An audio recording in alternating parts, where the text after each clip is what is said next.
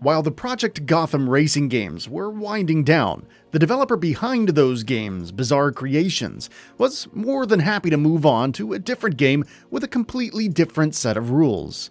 Taking what they learned from making the Project Gotham racing games and applying that knowledge in a very different way by marrying it with some of the tenets of the kart racing genre, the fascinating racing game Blur was born. A very apt name, seeing as the game's speed and unbridled ferociousness could easily create a blurring effect for the mind. Before we begin, please consider subscribing and enabling all notifications by clicking the bell icon. With that out of the way, let's get started. But more interestingly, the game would blur the lines between the more cartoony and kid-friendly kart racing games and more realistic racers that had more in common with Need for Speed in its presentation than anything else. Blur was a game that didn't really set the world on fire when it launched, despite having a pretty interesting look and a lot of reasons to play it over other games. It still struggled to maintain a fan base in the way that the game wants you to do within its own mechanics.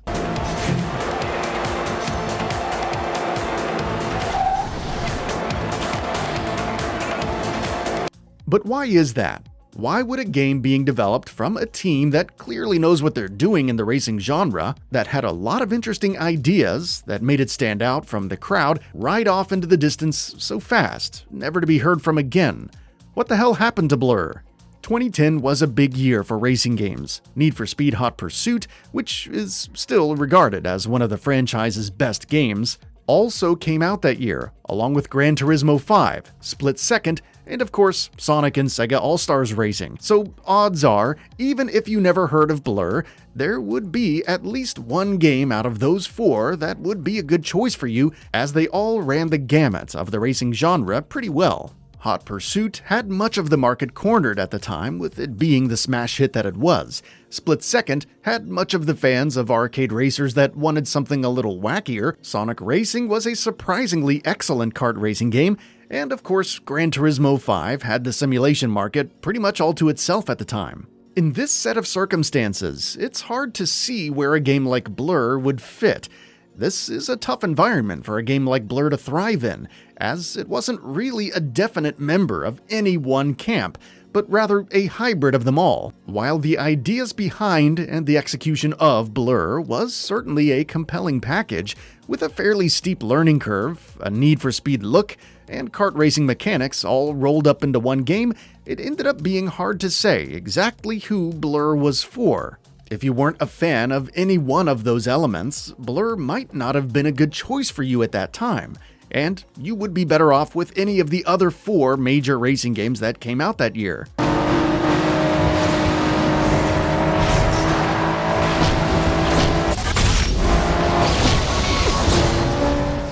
Some games certainly benefit from the all-of-the-above mentality, but others can just as easily suffer from trying to please too many audiences at once, or at least the perception of trying to do so, and at the time, to some, Blur easily came off as something that wasn't quite sure of what it wanted to be, despite that not really being the issue ultimately. On top of all that, Blur also wasn't really the spotless and outstanding racing game that many seem to remember it was. Most who were able to get their hands on the game and give it the time it deserved would ultimately enjoy the game for what it was, but with the drifting being as touchy as it was, and the races being packed with the better part of 20 different notoriously aggressive racers, who all were constantly shooting each other with bombs, laying mines, and using other weapons, the races would often devolve into an utter chaos that merely surviving could quickly fall out of reach, let alone winning them on a consistent enough basis to advance in the game.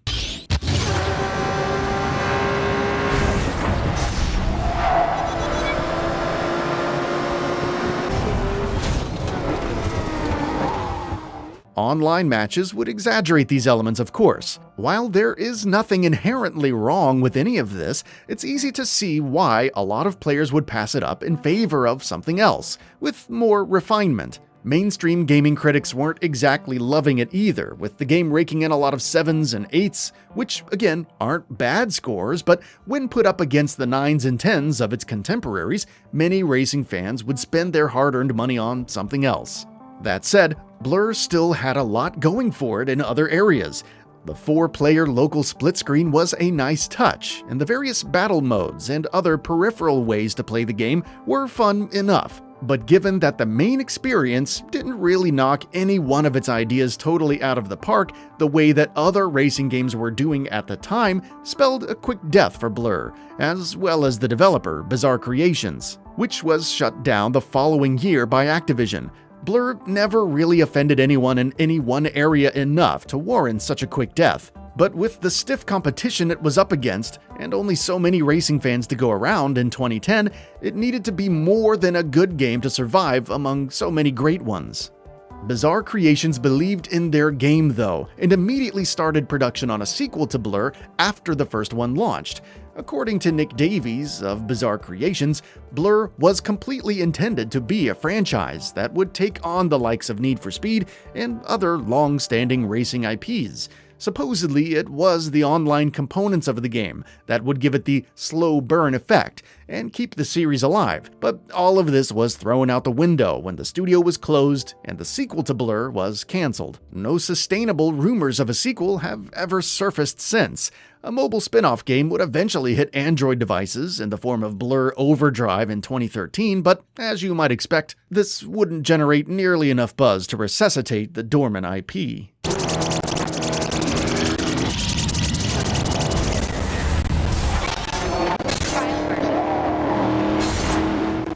Blur really is one of those cases where, had it launched at a different time and perhaps with a slightly different set of ideas, it could have easily gone on to become the franchise that it was so clearly intended to be. On paper, the idea of Blur is a really interesting one. It's got a slick presentation and overall comes together quite nicely. It's a pretty good racing game that fans of the genre can easily dump many hours into.